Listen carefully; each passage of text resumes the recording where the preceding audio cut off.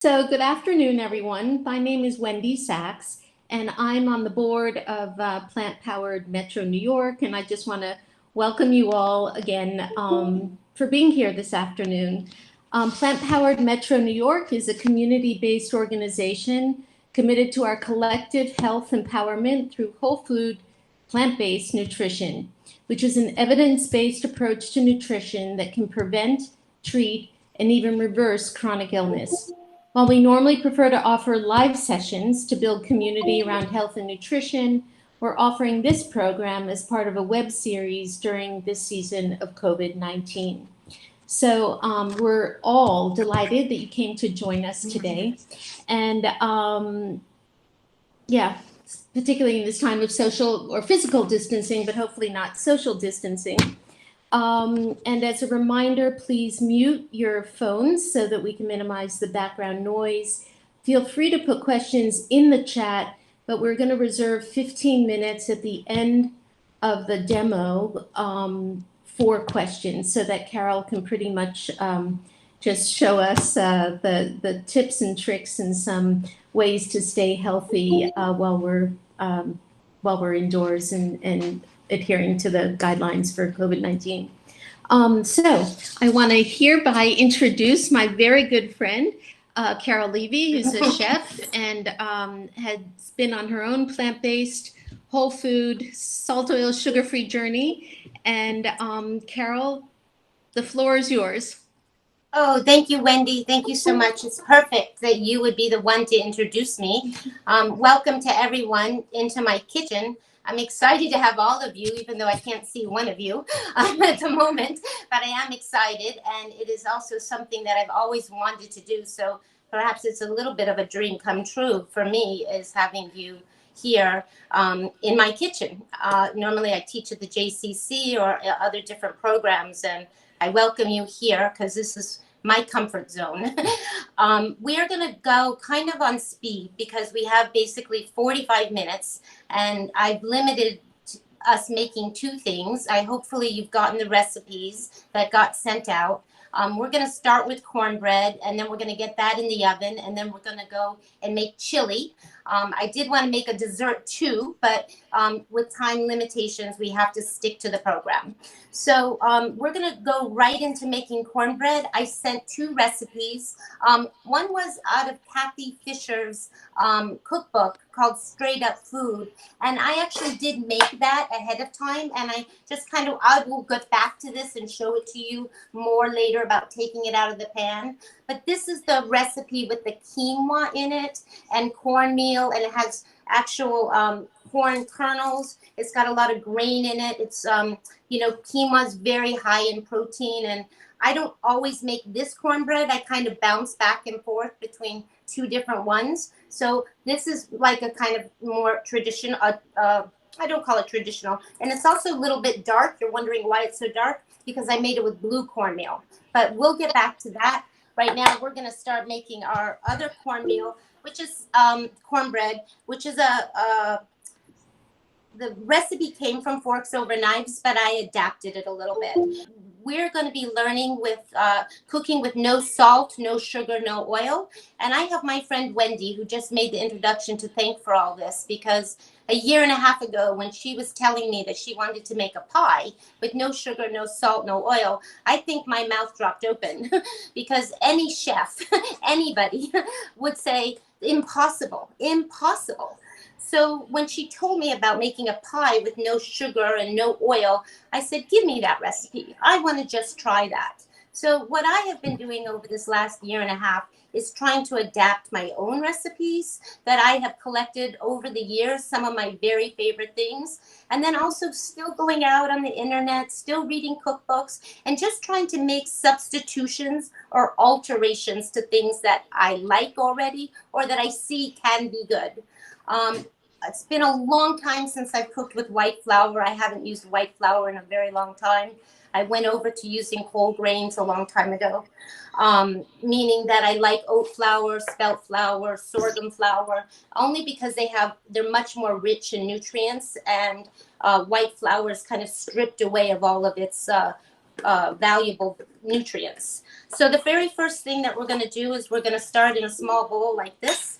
And I have a cup of almond milk, okay? This almond milk is fresh and homemade, but you can use the store-bought almond milk. But this I made just yesterday, and we're starting with a cup. Some of you maybe who've made cornbread before would like to use buttermilk. I used to always use buttermilk, and you can take almond milk and still make buttermilk. I just want to tell you that if you've ever made your own buttermilk, just taking this milk and adding 2 tablespoons of lemon juice or 2 tablespoons of vinegar would actually sour this milk and make it very much like the buttermilk that maybe you're familiar with. Right now, we're going to make what they call a flaxseed egg. And I'm taking the liquid of the almond milk, and this is my jar of flaxseed. And you don't want to eat flaxseed as a whole.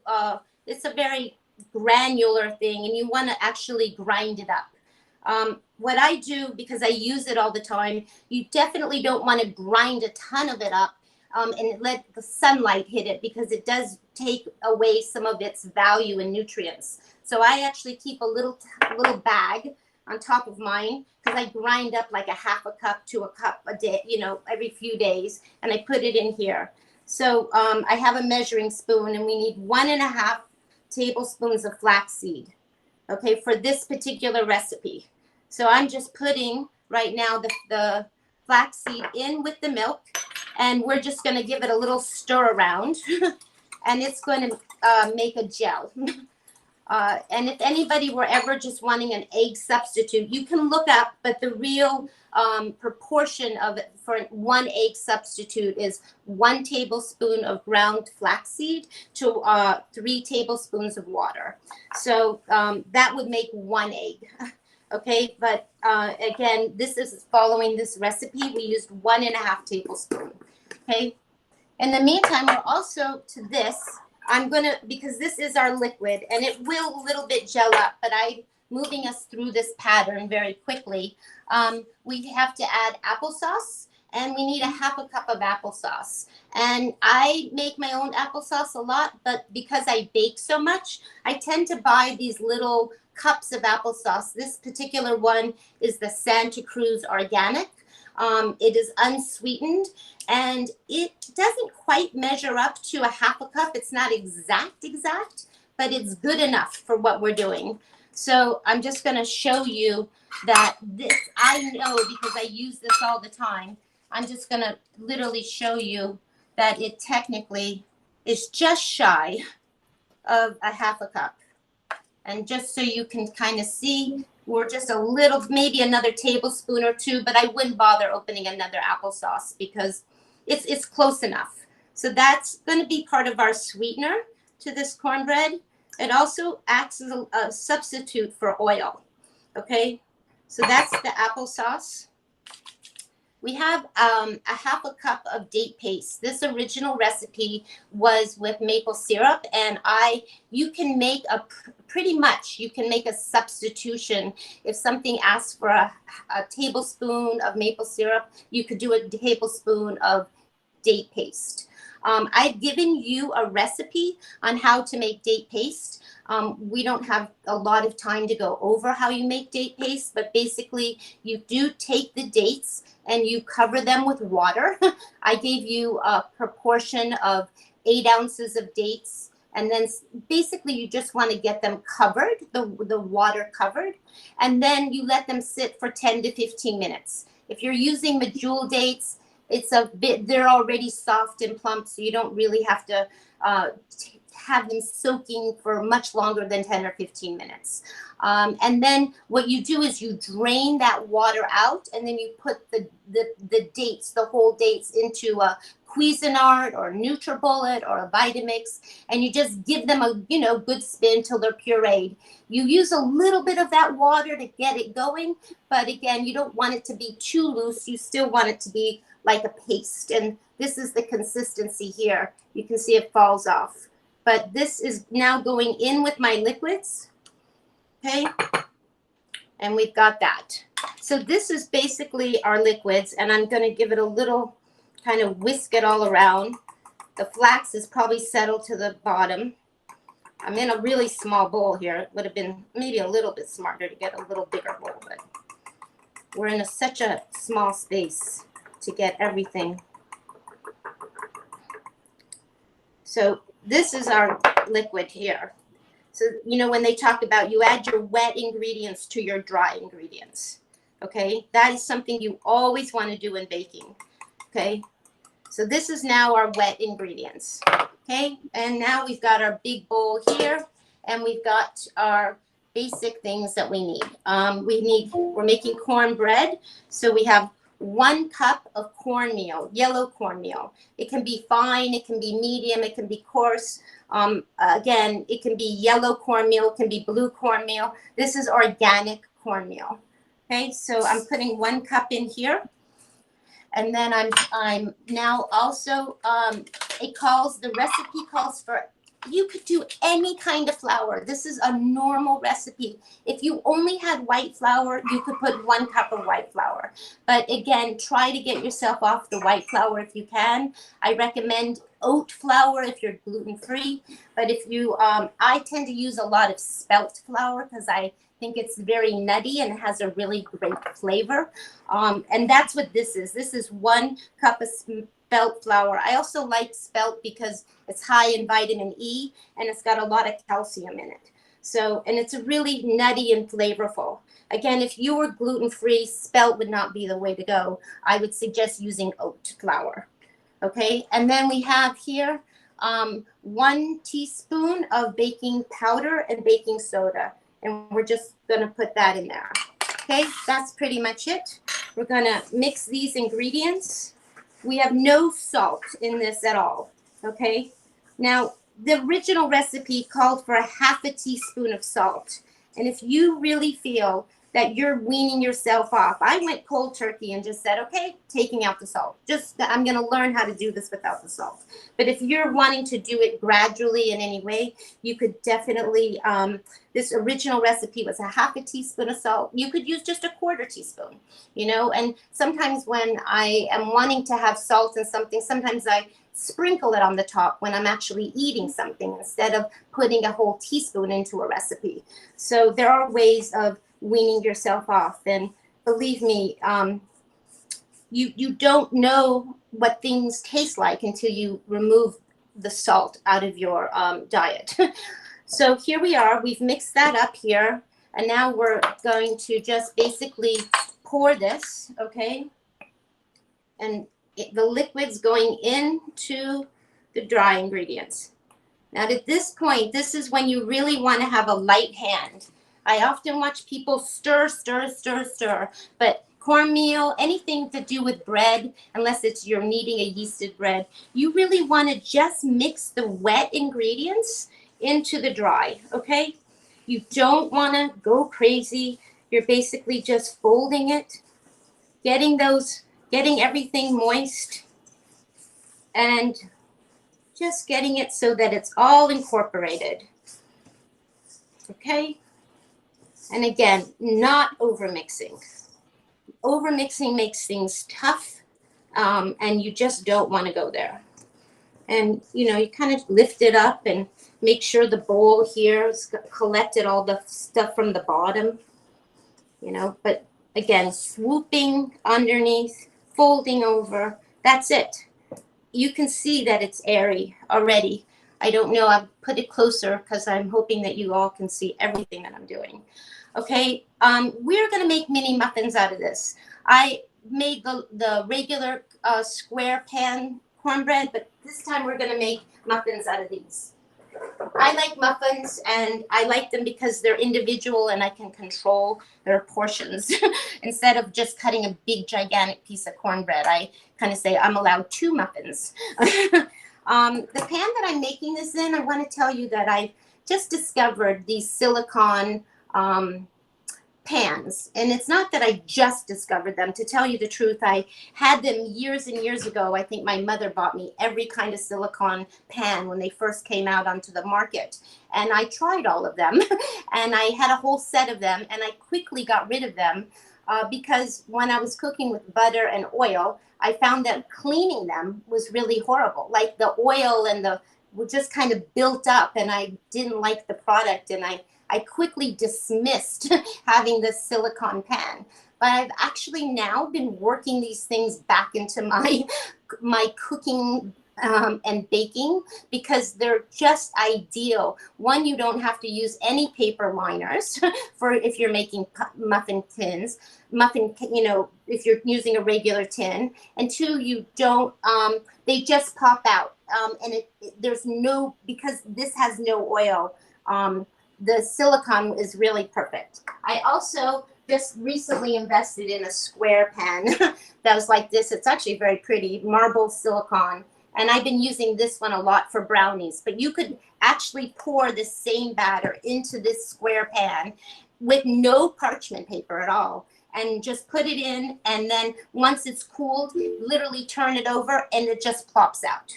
Okay, so that is that. So I'm just going to show you really quickly. I have a scoop here. This is worth investing in if you're baking a lot. I have maybe 4 or 5 of these. This one is a number 40.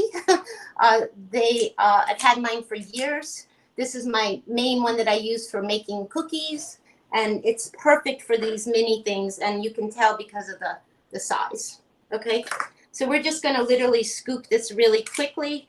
I'm trying not to overfill it. Just going to get this in here like this. We probably have a little more batter. I've only invested in one of these pans, so we might have to make a round 2 of these muffins, which I probably won't be doing with you directly, but yes, you can see that it's going to make at least 15, and probably another, I think it makes another 15. But that's basically it. We have a little bit here that we don't want to overfill them. I don't mess with them from here on out. This is it. I don't hit them. Now, one of 2 things you can do. You can, if you feel safer about getting these rubbery things into the pan, you are welcome to put it on a sheet pan, okay? But honestly, I think they cook just fine, and I've gotten used to its flimsiness, and I have the oven here preheating at 375. So we're going to put those in the oven right now, and they're going to cook while we start making our chili. Okay, and we're going to put a timer on them, and I'm just going to use this timer here. Just give me 1 second. And honestly, I'm showing off here using a timer because I actually never do. It's good if you're not paying attention to have a timer, but I'm going to just give it probably 15 minutes just to check on them. But intuitively, I have my own clock in my body, knowing exactly somehow I've done enough baking. And honestly, I think if you start to smell things, they actually start to smell done. So we'll watch that. But because I'm trying to orient using the video for the first time and talking to you, even though I don't see you, we're going to start on the chili, but we're going to have this timer going. So into the pocket it goes. So I have a big pot here. This is often called a Dutch oven. It has a lid. Again, I live in a small space. The oven, the lid actually lives in my microwave. The whole pot lives in my microwave. The lid we don't need, so I'm going to put it back up here. I don't use my microwave. I don't use my dishwasher. I store things in them. That is a typical, I guess, Manhattan kitchen. So we're going to put this on the burner. And you always want to get your pan hot. Okay, when you're doing anything, you always, if you're cooking pancakes, if you're cooking onions, you're cooking mushrooms, you're cooking tofu, you never want to start with a cold pan, ever, okay?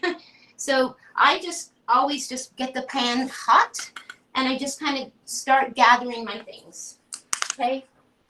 And we are going to, just 1 second, we'll go back to that. I've kind of prepped a lot of things ahead of time for you, not every single thing. But before we start with the chili, I know in the chat, I asked Wendy or Lynn to provide this grocery short list, forks over knives, actually, did a fantastic job at getting the top 20 quarantine must-haves. And I wanted all of you to have this because this is a list that I naturally and intuitively I just get all the time when I go grocery shopping.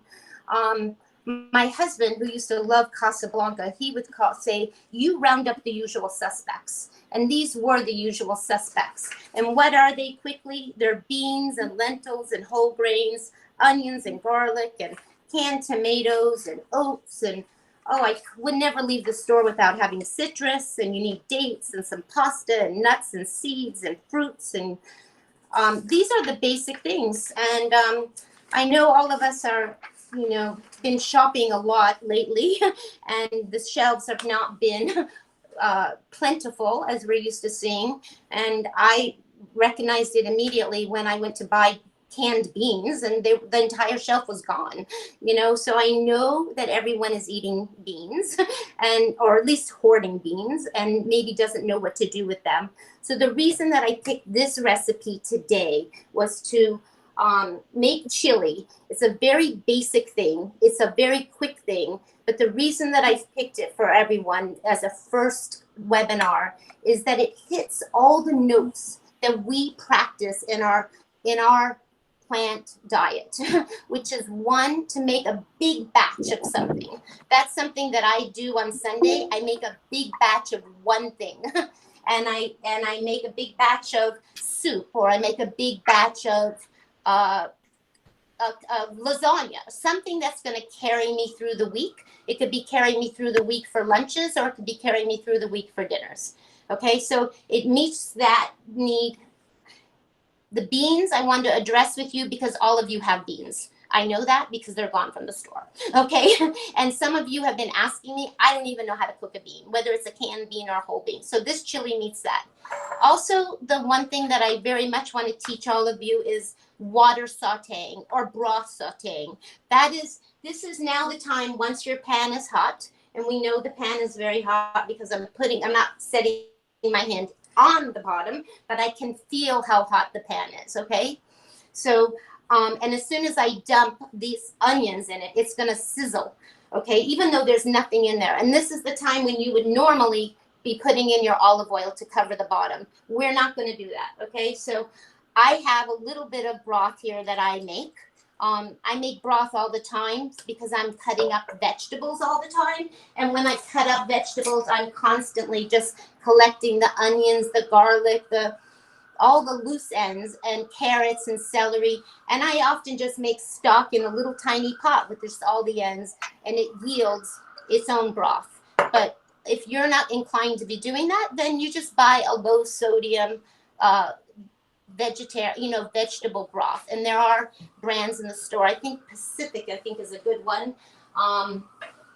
But definitely look at the label, because all the different boxed goods have different amounts of sodium. So you do want to just be careful. So I have a cup of onions here, and I don't know if you can how well you can hear there, but we're going to get this going. It is sizzling. And it's really going to sizzle when I start to add. Now, we're going to pour a little bit of this broth. And it can be water. It really doesn't matter. The broth just adds a little bit of more flavor. But we're going to just basically add just a very little bit to get all this going. And we're not going to pour all of it, because it's kind of like you want to nurse it slowly. You don't want them swimming in there. And I am going to show you what this looks like so you can see. There is very little liquid in there. Can you see? Very, very little liquid. Just, again, maybe 2 or 3 tablespoons. Okay? Gonna get this going here. And we're gonna let that cook. In the meantime, what I usually do during this time is I would get the garlic and the jalapeno chopped. And I have prepped a lot of things ahead so that we move along here, but I do want to be able to show you some techniques. If you're not comfortable chopping garlic, then just buy the kind that's already chopped, or you can buy the kind in a jar that is whole garlic, so that's already just come out of its little shell. But this is 2 tablespoons of garlic. Now I can't keep talking and not stirring. Okay, we're gonna reach into the cabinet and get a little plate here. So these are just cooking and they're sweating right now. They're sweating. You know, onions have a lot of sugar in them, and they can actually caramelize right here if I just keep cooking them, and they would get brown and very sweet and almost taste like candy, because they have a lot of sugar in them inside, and it's releasing, and that's what's going to brown these. So while we're paying attention, I have a jalapeno here, and I specifically didn't cut this because I really wanted you to see what it looks like. Okay, so I'm cutting off the top. And I'm actually cutting down the middle. Okay, in here in the middle are these seeds, and they're very, very hot. Okay, and I am going to grab, I think I have a bag here of some sort. You can do this in any way. I have these recycled bags all over the place that I use. You can, maybe you have a glove now at home because a lot of you have bought those surgical gloves, but you don't really want to dig this out with your thumb. These are very hot. You were to touch your eye, you would burn your eye out. You would touch it from your thumb to your lip, would be burning forever. So I just usually use a little bag, and I just use my thumb and I dig out the middle. Okay. Now, sometimes if there's not a lot of seeds, I actually keep them because I actually like things a little spicy. So this one we won't bother to dig out. Okay, but I just wanted to show you that technique. Okay, this is super sizzling. I can hear that it's almost going to get stuck. I'm listening. Okay, we all use our hearing, our eyes, and our smell when we're cooking. Okay, so I'm just going to add a little more of this broth while I get over back here, and we're going to cut this here. We're going to just chop this up, and we're just going to chop it up. Okay, again, I've prepped most everything today because I didn't want you to just sit there and watch me cook, and I wanted to leave enough time for us at the end to ask questions. Okay, and because it's my habit normally to have the garlic and the jalapeno at the same time, even though I've chopped this is my method of, because I'm usually not prepped so far ahead. I like kind of blending it all, chopping it all, so it all just gets mixed together. Okay. Because, again, if you don't like really, really spicy food, then maybe you're going to only use half a jalapeno. But you want it to be tasting like it's chili, so you don't want to be too scared of the jalapeno. And again, every jalapeno is different. I actually have over here a serrano chili, and it's actually a little different than a jalapeno, and it will be hotter actually. So sometimes you can't always get the jalapeno, or you can't always get a serrano. So I usually have a couple of each around. Okay, so these onions now are almost getting stuck to the pan. So when I see that they're starting to get stuck, I add a little more broth. Okay, and again, I'm just going to show you close up what this looks like. Okay, they're browning, they're soft, they're ready to eat really right now, but this is the perfect time now to start adding your garlic, okay, and your jalapeno. Okay, so we're just going to dump that right in there, just like that. Gonna into the pot. Get over there. Okay, and I would definitely wash that off very well. Okay, and we're just going to saute, and I'm going to add a little more liquid. In the meantime, we're going to move this along. So just give it a little more liquid. I don't want the garlic to get brown, okay? That is very important. Couple of things that we're going to add here to this chili is we have lentils, and we're going to have beans, and we're going to have a can of tomatoes. Okay. The lentils add a nice texture to it. Some of you are used to chili with ground meat in it, and the lentils add that kind of little nice texture to it that sets it apart from the beans. Again, I'm just going back to my pan here. At this point, I'm going to I want to find my can opener, which everything is out. I thought it was worth showing you this groovy can opener. It's made by Fissler, Fissler. As you notice, it doesn't have two handles like a normal can opener, and I got it a number of years ago, and I had to show you this because it is truly, if you go online and look for this can opener, it tells you that it's a magic can opener, and it is truly amazing. And I can see my onions are almost getting stuck to the pan. But the reason that I wanted to boringly open a can in front of all of you is because the beauty of this can opener is that you actually remove this lid, and the way that it is, it's not sharp. It's not sharp at all. And it doesn't leave a sharp edge at all on the side. So I really like that because it can be dangerous. When you cut a lid off. Okay, I hear that these are starting to stick, and I'm going to give it a little more liquid because we're going to get the tomatoes in there. Again, I'm showing you that the garlic is wanting to get stuck.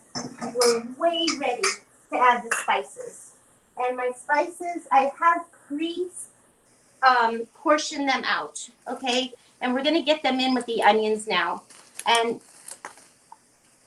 I have 2 teaspoons of cumin. I have a 1/4 teaspoon of black pepper. I have a ton of chili powder, 1.5 to 2 tablespoons. I only measured 1.5 tablespoons because I don't know if we need more spice and I wait for it at the end. And then 1 teaspoon of smoked paprika. So I'm going to get that dumped in there now. Okay, and again, I'm going to stir this around. Just make sure, I'm going to show you that this is all coating the onions, almost getting stuck to the bottom. Okay. Again, I'm going to just put a little more broth, just so everything doesn't kind of get stuck. And this is the way I like dealing with this, okay?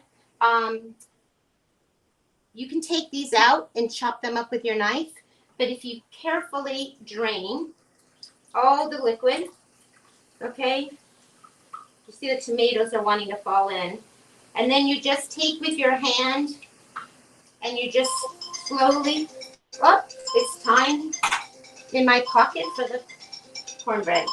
Stop. We'll look at that in a second. I'm just going to squeeze these out. Again, I'm very happy that I have no sharp edges on this can. And this really allows me to do this. Okay? Okay. The next thing, we do need 2 cups of water into this. And I'm going to just put the water into the can, actually, because in this particular can, everything actually has come out. And where did my measuring? I have a good measuring cup here. It's fine. Sometimes you get a favorite measuring cup and you only want to use that. Then I'm going to measure out 2 cups, and I'm going to put those 2 cups right into this can, and I'm going to swirl it around to make sure that I get every bit of tomato out of there. Okay? Now we have to stop for 1 minute because we're baking, and we're doing every single thing in a few minutes' time. And we're going to look at the muffins just to see how they're doing. And I say, they're almost done. They probably need another 4 minutes. 4 minutes at the most. 4 minutes. So we'll just set the timer really fast for that so we don't get distracted. Okay, so we're doing that. In the meantime, I'm also going to add the lentils. And it's important to rinse your lentils, actually. So I wanted to show you what that means. I'm just dumping these lentils in here, and I'm just gonna rinse them out, okay? It's kind of like when you rinse rice, you want all the cloudiness to go away. You could soak them ahead if you want, and then I'm actually just dumping them in there. Okay, moving on. Also want to tell you while I'm talking about a strainer, it's really nice to have tools that sometimes you don't need to measure. This is a 1/2 cup of a strainer. So when I didn't actually measure a 1/2 cup of lentils, I actually put the lentils, they would have fit exactly in here. And when I need a 1/2 cup of quinoa, I just fill it to the top, and I know that's a 1/2 cup. I never get the measuring cup out. Nice to have these kind of utensils like that. Okay, so we're going to stir this around. We still have to add our water, but I want to get the mushrooms in there next. Okay, we are going to talk about mushrooms.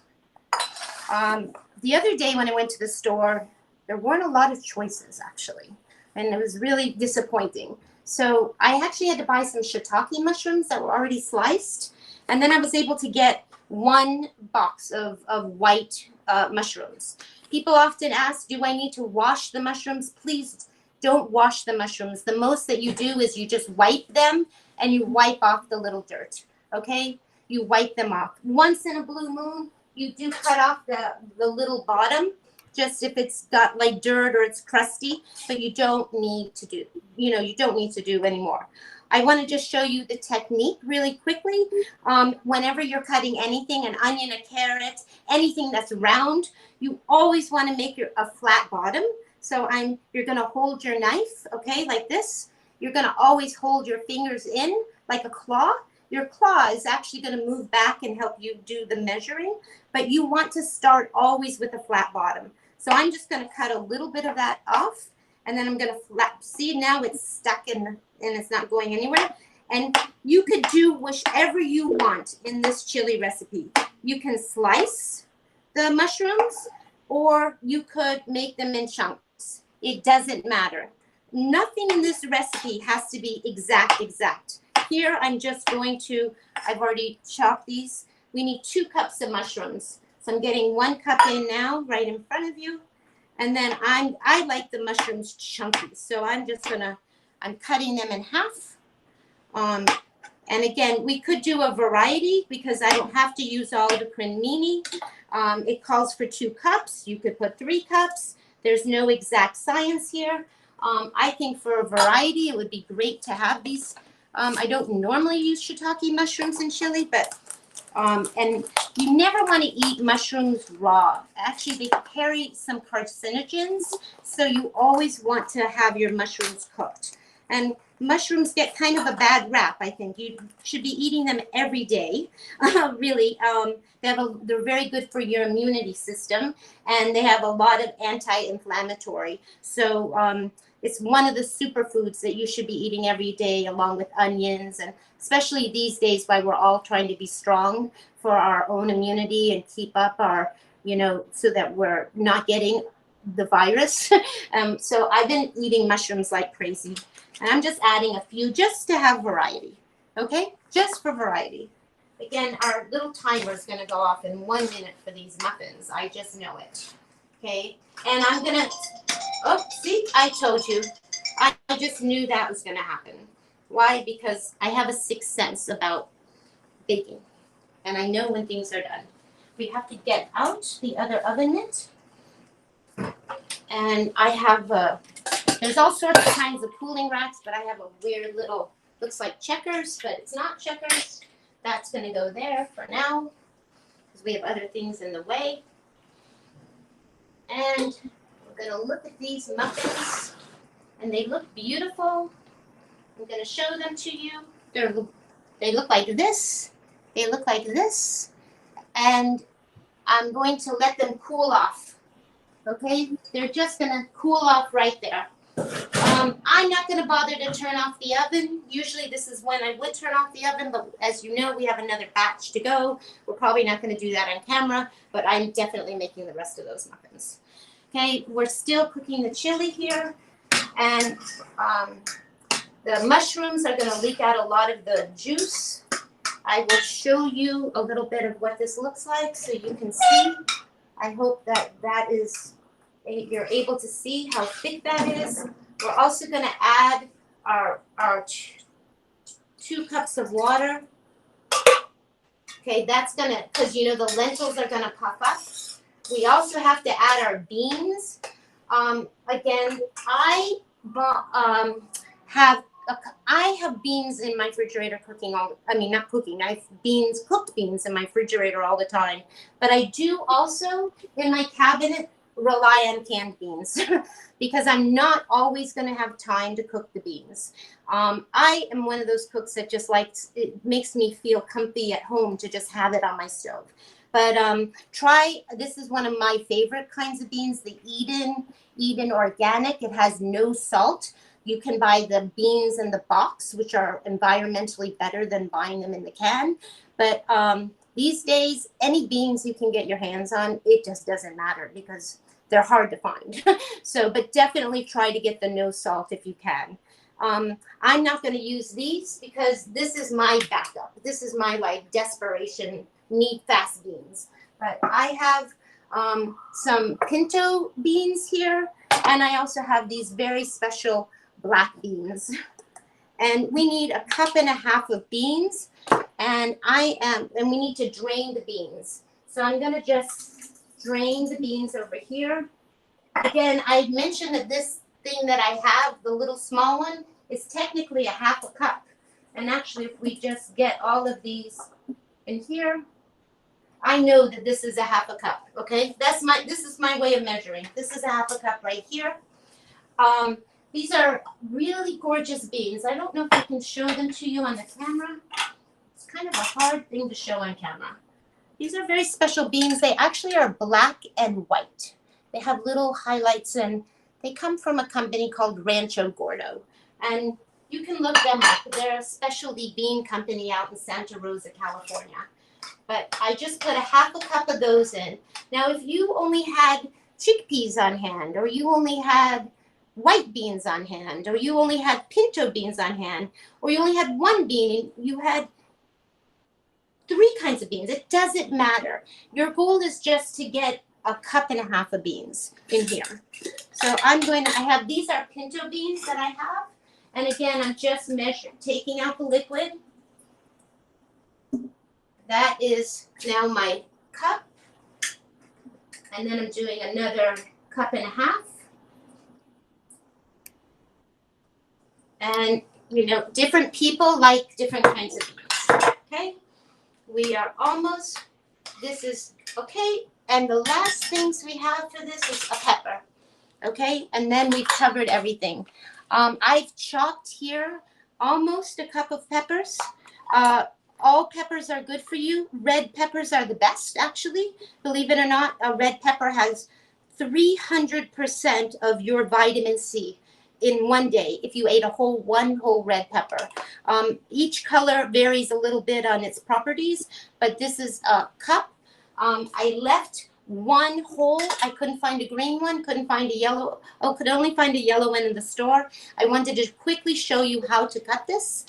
You can see that it has 3 segments here, okay? And you have this, and I just literally cut around making strips, okay? That leaves you this. Don't throw this out. There's still peppers on there. I always trim that and make sure that that gets in there, okay? And then if you want, we don't need all these peppers, but I'm just going to show you. You have 1 segment here, and then you actually make strips, okay? And you just dice them, and then you pick them up into the thing. So we have covered and put every single thing into this chili. And you might say, well, how long does it need to cook? Well, the beans are already cooked. You basically want to cook things down. And I think I'll try to show it to you from here. We're almost done. But I just want to show you, this is what it looks like right now. The mushrooms are not cooked yet. You'll definitely want to taste it at the end. Again, you might be used to adding salt at the end, but try not to bring up the flavor. If you're still missing things, the way that you would bring up the flavor is with fresh herbs, or citrus is another way of bringing up the flavor, using lemon zest, orange zest. You could do a squeeze of lime in here. That would bring up the flavor. And sometimes I leave a little bit of the spices at the end so that we're not, so that it just kind of hits the food at the end instead of, so it leaves that spice at the top. But I have cilantro. We have a big bunch of cilantro here. We're not gonna use it all this very second because I don't want it all to go in. I like putting it in at the end, but we're just gonna cut it. But this cilantro, now what will I do with this big thing of chili? You can eat it over rice. You can eat it with your cornbread. You can eat it over a sweet potato. You can do, you know, as many things as you want. You could eat it over tofu with a tofu scramble. Again, none of us, I always want to keep things simple for everybody. And if you're cooking, if you're just starting to cook with plant-based food, limit yourself with your recipes. Don't feel like you have to take on everything, because most of us eat the same 5 things all the time. You know, I'm always eating the same things.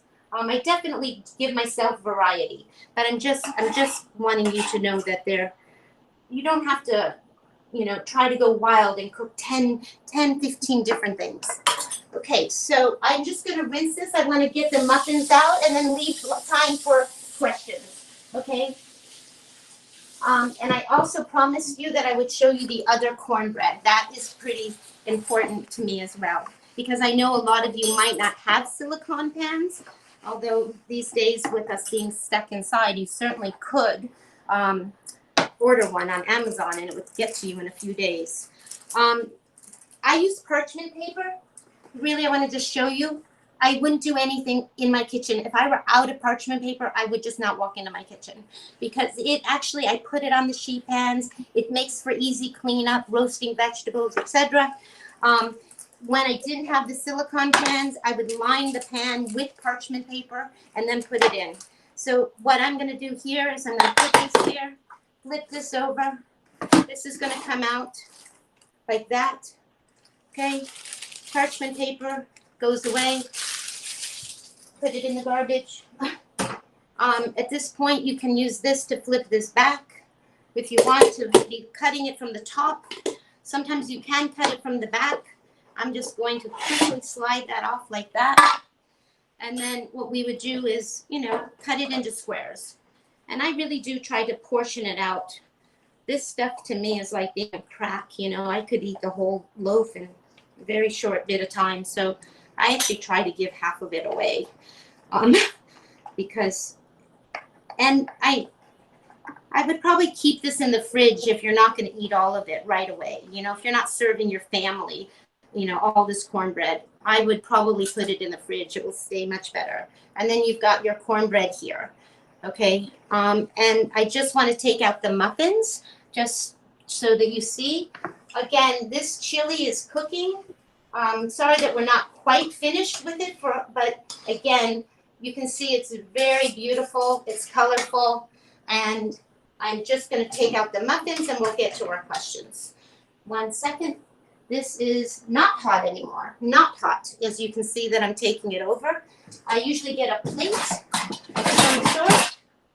You can flip it over aggressively if you so choose to flip it over. But honestly, I like just plying them out like this. So I just poke. I'm taking my finger and I'm just poking. They're just coming out. No wasted paper. Easy cleanup. Soap and water. And you are in business. Again, when I make the next batch, I'm not even going to bother to wash the pan out. I'm just going to go ahead after later. I'm just going to scoop the rest in here and right into the oven with a dirty pan. And these are your muffins. And that is it. Thank you very much for our first webinar. I know you might have questions. And next week we're going to, I think, make ice cream and a couple other things. And ready for questions. Excellent. Thank you so much, Carole. One of the questions was about how long did you cook the chili to make sure the mushrooms got cooked? I'm going to one you can see when they're cooked. I would say probably 25 to 30 minutes. You know, I also wait because you also want the lentils cooked. That is important too. That is everything is cooked really, but you want to cook the mushrooms. Beans are already cooked, but you definitely want the lentils cooked. And those take like 25 to 30 minutes. Carole? Next question. Yes. There was a question about the lentils. You used red lentils, correct? Correct. And you wouldn't put green or brown lentils in? I actually would. They're interchangeable, actually. They really are. You could use brown lentils in this. It would be just fine. You know, I encourage everybody to research lentils because there's yellow lentils, there's green. I wouldn't put green split peas in here because those are green split peas, but I would definitely, there's even black caviar lentils that I love that are like little black dots like caviar. Those could be used too. Again, all of this lentils in here is about texture and protein.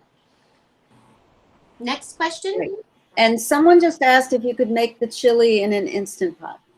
You absolutely could make the instant. Absolutely. Absolutely. Great. I think you can. Would you saute your onions in the Instant Pot first and then add the rest of the ingredients? Correct. And I actually, honestly, when I've been at the JCC, you can saute the onions and then just put everything in the lid on top. I mean, like it can just cook all at one time. It'd be like you're at this stage now, you know, everything is in and it's just cooking.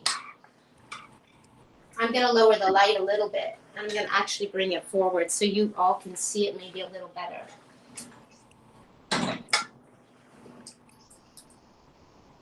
Great. Another question had to do with the cornbread.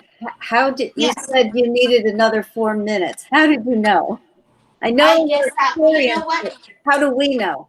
How do you know? I guess you have to you know because they were just gonna almost be brown, and you would know because you can touch it and it's no longer wet and it's no longer like it's hard, it's firm. So I guess you could touch it, but it's also kind of light brown, so you would know because it's light brown. And you would know also because they kind of start to pull away a little bit from the edges of each cup.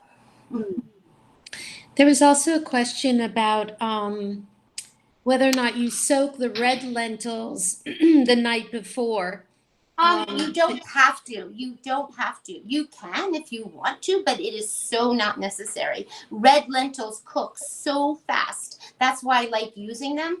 If you were, and so do brown lentils actually. But if you were using the little caviar black lentils that I just mentioned, I would definitely, if you put mung beans in here, mung beans would be delicious in here actually. But I would definitely soak those because they're a longer cooking bean. Again, feel free to experiment here. Cooking is not so much a science like baking, okay? So again, all of us right now have to make choices on what's on the shelves and what we have in our own homes. And every time I go to the store, I think, oh, that's not my favorite anything, but I have to get it because that's what's there right now. So just, you have to kind of learn to experiment. Any other questions? Because we only have 4 more minutes. Yes, there's a question about that you mentioned you never cook on a pan that hasn't been preheated, and the question is that just for efficiency's sake, so you use less broth? And there's a concern about burning away the nutrition due to using very high temperatures. I guess when you have a high temperature, you want to seal in the juices. It's like if any of you are often cooking, if you've cooked steaks in your life, you want to always seal in those juices. So again, I had a medium heat. It wasn't so high, but you don't want it on low. You are sauteing. So you want it to be on a medium heat, and you want the hot pan because you just don't want to start in a cold pan. Otherwise it's just sitting there and not doing. You need the hot pan to get things started. Mhm. Another question? Well, I have 2 minutes. related Go ahead, Lynn. related to that, someone asked whether the vitamin C in the peppers and other vegetables dissipates when you cook. When they're cooked? Yeah. Yeah, well, of course. I mean, definitely things change, and eating a raw anything is much different, but you still have a lot. You are not losing. I'm on a whole food plant-based diet, and every time I eat beans or greens, or you are loading up on nutrients and vitamins of the, pure sort. So I would not worry about whether it's a raw or something that you've cooked and you've lessened or lost, you feel that you've lost some nutrients. Believe me, in this way of eating, I eat more than I've ever eaten in my life.